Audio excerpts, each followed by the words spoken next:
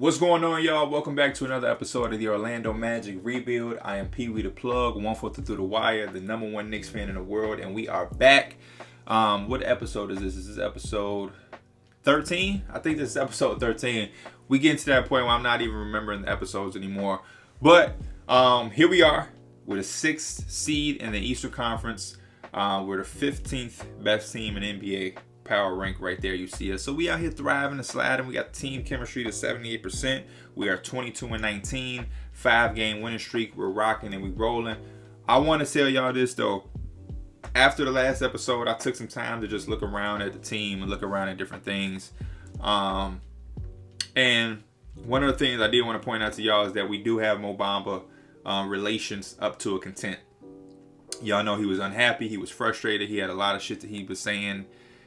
And now his shit is changing around. You know what I'm saying? He said, my agent and I agreed that it would be best for me to see what I can get in free agency this coming off season. At first, he was saying something like, "I'm out of here," or I don't see myself back in, whatever. And then now he's saying, "Yeah, I'm content with everything." So we're getting him back, in the spirit of being happy and content. He's averaging a double-double, a block and a half. Well above 40%, unlike last year. Shooting the ball much better from three-point land. Gotta be better with the free throws. But overall, he's having a much, much better season. I also was taking a look at Gary Trent.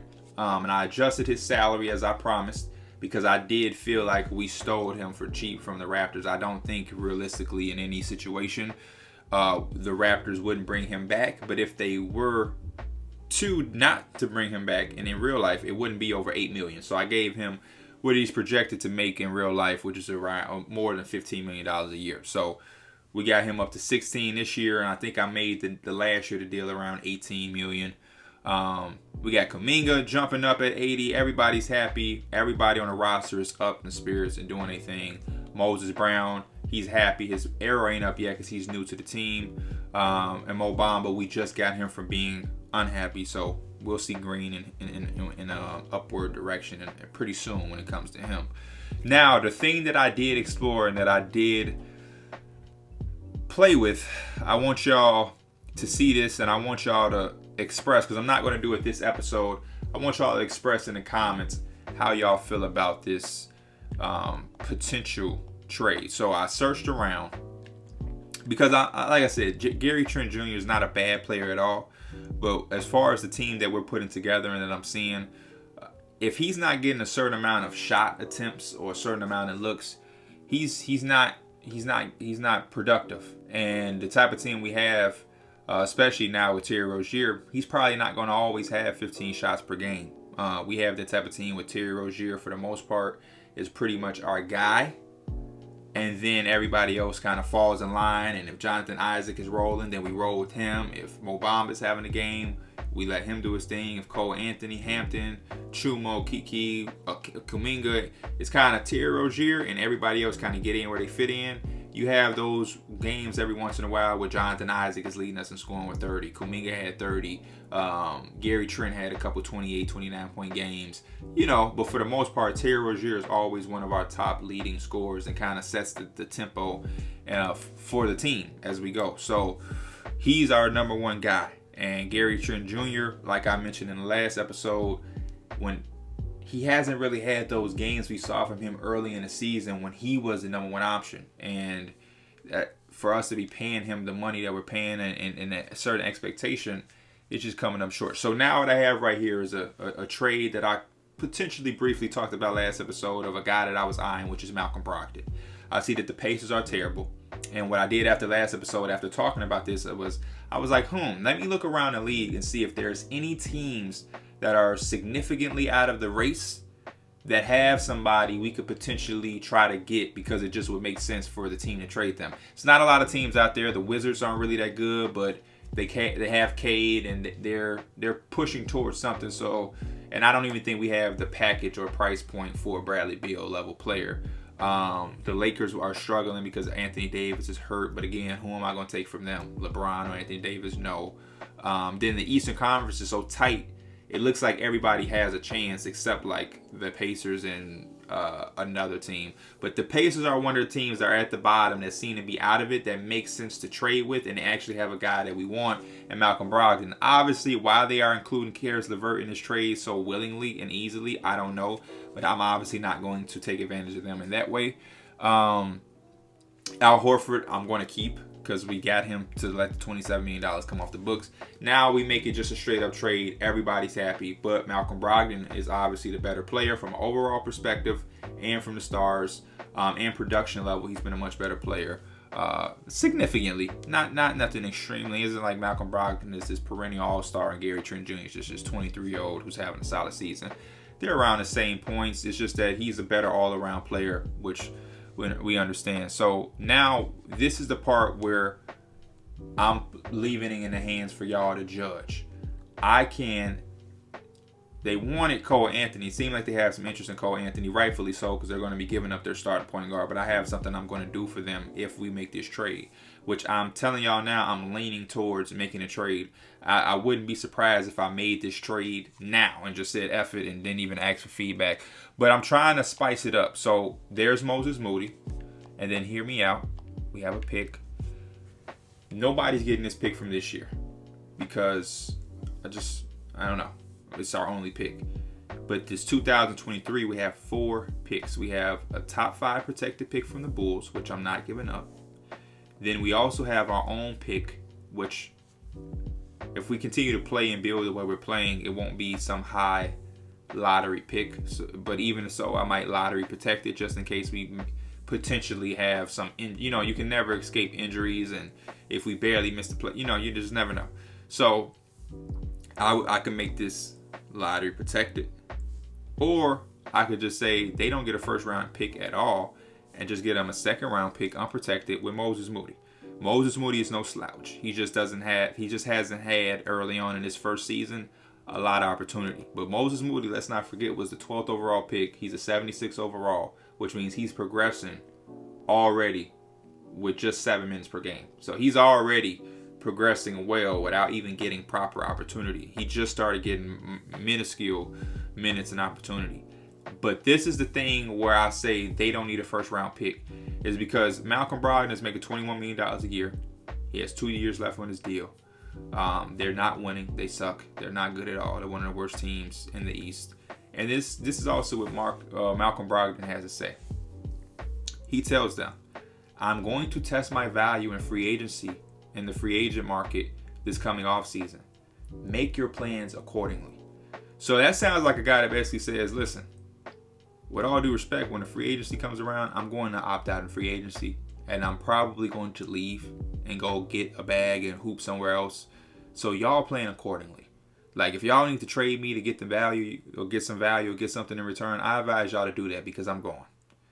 So now that kind of hurts them in this trade situation, because I'm not going to overspend or give y'all a 12th overall pick rookie who has some good potential and a first round protected pick. Even if it's protected, that's still, you still can get it, because thoughts is if we get Malcolm Brogdon, we add him to the team and the core that we have now, which is already good enough to get the 6th overall seed in the East, we're going to be a lot better. Next year, Jonathan Isaac will be fully healed from his injury and have a fresh slate. He'll progress. Jonathan Kuminga will be in the 2nd year of his career and won't be a rookie anymore. Mo Bamba will be a fully, starting center. We won't have to deal with the first half bumps that we had this year of him splitting minutes with Wendell Carter.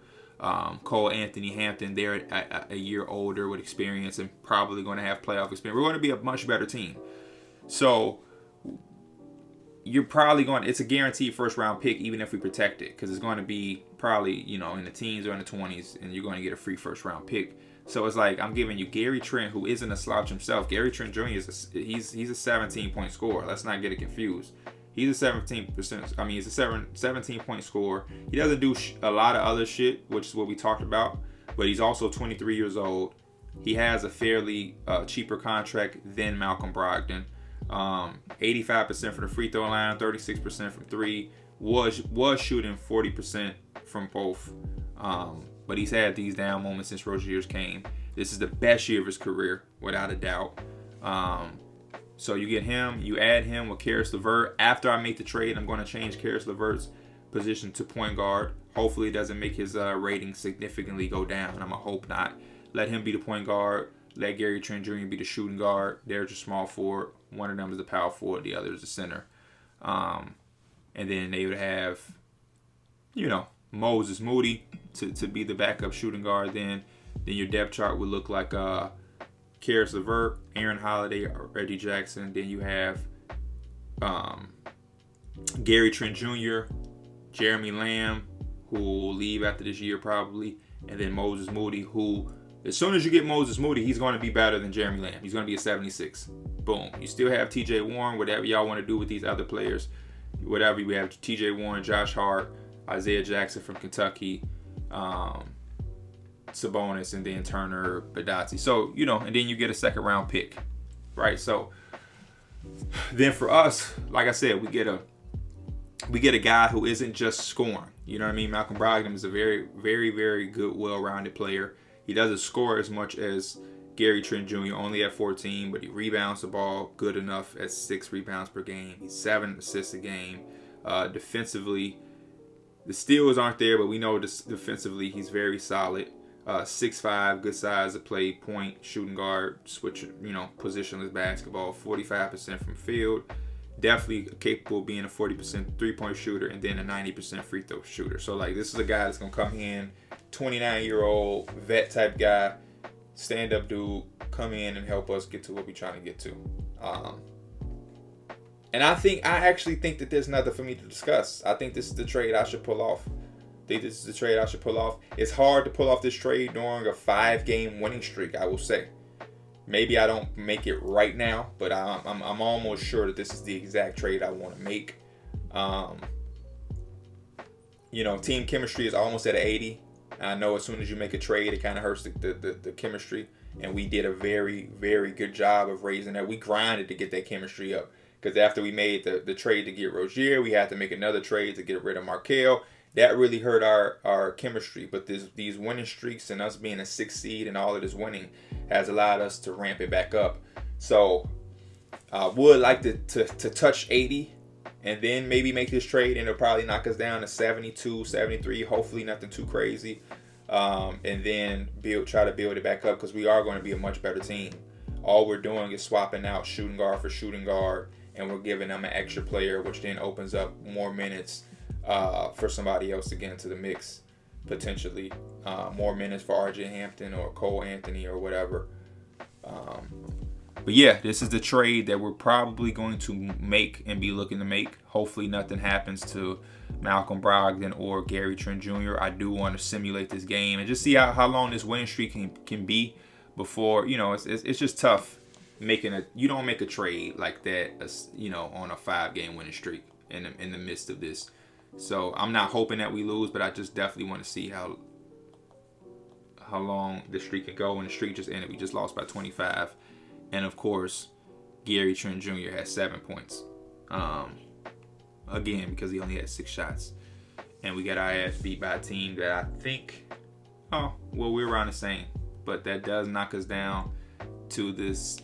We're back at the 6th seed. It's just that tight that even if you lose, another team loses. So we're back at the 6th seed. Let's go look at the Pacers and see what they up to. And the guys are down 1. He's feeling okay. Still is make your plans accordingly. Let's see what Gary Trent is talking about. Gary Trent is saying he's delighted. My current contract is too new to be thinking about my next move. I feel that everything is better when you're winning. I'm doing fantastic. So, he's making it even tougher to trade him because he's just being a good sport. His points is going down just a tad, but he's just like, shit, I'm not having those 30-point games I had earlier, but we're winning. I'm happy. I'm going to be a good teammate and support my guys. How did everybody else do? Rozier 19, 7, and 9. Cole Anthony's played better. RJ Hampton 15, 14 and 10, 14 and 6, 10 and 8, 5 fouls. I'm probably gonna give Horford his minutes back too, because Horford was kind of doing his thing. But yeah, bro, we pulling off the trade. I'm sorry, but I wanted to get some feedback from y'all, but I just recorded. This is the 3rd episode I'm doing in today's, this one sitting that I'm doing. So I've done 11, 12, this is 13. I would have to put out all those videos and sit and wait for y'all to get the response. And see how y'all, no, we're going to pull this trade off. We're going to give them him. Moses Moody, I hate to have to give you up too, Brody. Your green arrow is going too, so he probably pissed. I'm not interested in talking about my future. I just, okay. Things are great. I couldn't be happier. But you see, even his green arrow is going now, probably because we had to take all of his minutes away. So we're gonna give you to a team who could really use you. We'll give them our 2nd round pick unprotected. And all we want is Malcolm Brogdon. Hopefully they accept it. Their owner or GM could be like, hey, we don't want to. This trade will put the Magic under the minimum player limit. They are on our ass about this player limit. This team can do this trade using a minimum player limit. Okay.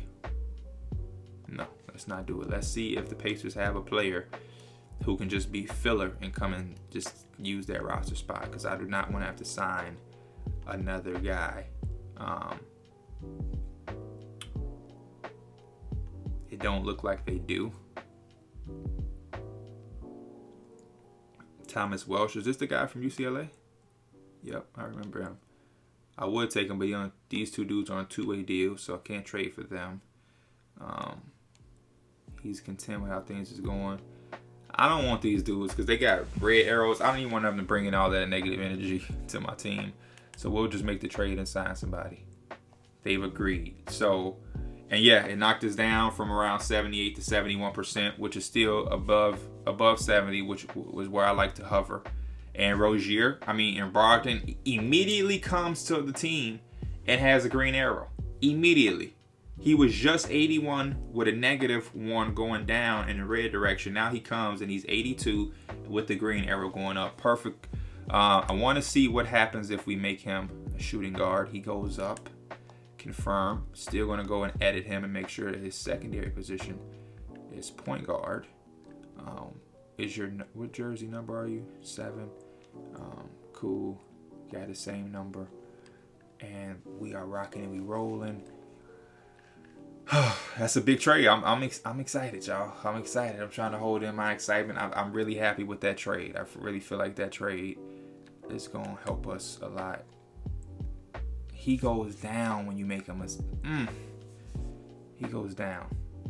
Damn it. He goes down. He goes up if you make him a small forward. What about you? He goes down. Well, he goes up, but they give him a red arrow.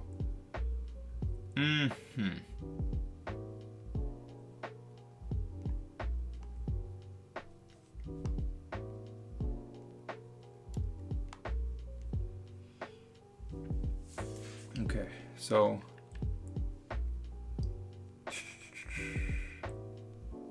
what I'll do is I'll discard changes, and instead of having your secondary be small forward, we're gonna change it to point guard, Brody. Y'all gonna have to experiment and have bro play some point guard. He's gonna be shooting guard. I'm gonna make you power forward just because it makes you better overall, and y'all both playing center is hurting the team because they're probably benching one of y'all or not letting y'all play, because I know how 2K is. Secondary position is still gonna be center. And just to make them somewhat get their shit together, because they kind of got the Pacers a little bogus. Yeah. And then we are going to rock with the lineup of... They was thirsty to put my boy Hampton in that starting spot. So we got Cam Thomas. I got to go sign somebody too. Horford. Oh, Brown got the fire by his name. We'll let you keep them the 10 minutes then. Swap the minutes, so boom, you're at 34, put you right there, 33, 28, 32, 34, 27, 20 minutes, you're doing your thing with 22, cool, 20, 10, bat it up. That's how we rocking and rolling. Straight like that. Straight like that, I like this. Put you down to 27 so that you can get 23 So the down part is these two. Well, RJ Hampton kind of goes down. His minutes go down a tad. But it's for a good cause. Brogdon is there. We'll actually make Brogdon 32, you 33. And we'll let Hampton get 25. And then Brogdon is going to be the second scoring option. And now we rocking and we rolling. And first game is against the San Antonio Spurs, who we are better than, a lot better than. So let's hope that we pull this thing off. And we have another good win. Why we let them come back like that, I don't know. I guess Lonnie Walker was losing his mind in the last 22 minutes of the game. Brogdon come through 27, 3 and 5. Didn't shoot it too well, but he still good all-around game from both of them. Isaac, Mo Bamba, you was Kuminga. That's what I'm saying. Like Kuminga is 0 for 6. He's not even above 3-point shooter. Hampton 9 for 4. It's a good win, man. It's a good win. King chemistry back up. We're playing against Markel right here. We're a better team than them. They're below 500. We got reverse records, 20 and 23, 23 and 20. Markel back in Orlando. We get an early lead out. We do that too much when we get out on leads and we let teams come back. And we were able to pull away. That's a good defensive, grinded out game right there. Both teams under 100 points. Brogdon struggled shooting the ball, but 8, 4, and 10. That's all I'm asking for right there. That's the difference maker. That's the difference between him and Gary Trent. Gary Trent ain't shooting the ball right, and he's just not scoring. He still gets 10 assists. And look, Rozier is turning to our scorer. He only has 2 assists because now we have 2 interchangeable guards. Oh, you got the hot hand. You be the scorer. I'll be the point guard. Vice versa. Last game, Brogdon had the high hand. They both kind of shared the duties. But yeah, perfect. That's the perfect blend and mix that we need. And now our team chemistry is kind of already back up. We're not trading Terry Rozier. We moved up to the 5th seed in the East. We're going to play the Hornets, who are the 7th seed. So this is a big game for both teams. Playing the Hornets again, this time in Orlando. And we out on a big lead. And we taking care of business. We got 107 points in the third quarter. We're about to score. We took our foot off the gas in the fourth quarter. Probably let the young guys play. But we could have scored 150 points that game easily. And look at them too. 28, 25, 5 and 6, 3 steals, 10 of 17. Wow. We really done built a nice team. Chumo Kiki is the wing. Jonathan Isaac is the wing that stepped up. Kuminga stepped up. Mo Bamba 12-11, 2 blocks, 3 steals, 2 blocks. Like very, very 12, 3, 11 for we done turned this into a great team, bro. I'm loving this team. This is one of the best rebuilds I've done. This is hands down probably one of my most favorite and best rebuilds. We've up to the 5th seed out east. Take a look at the standings, NBA standings. We are right there. We're right there in the mix. We're only 3 games back from the 1st seed, from the number 1 seed. Boston is only 3 games ahead of us. The Nets are only now 1 game ahead of us. We were right there in the mix with the upper echelons of the team now. We were down here fighting to try to get a foot in. And we're not that far away from dropping either. So we still got to make sure we focus and doing our thing. But for us to be, fighting and trying to get a foot in, to now being in the upper echelon of the Eastern Conference is real good. Welcome Malcolm Brogdon. Pee Wee the plug. I'm out.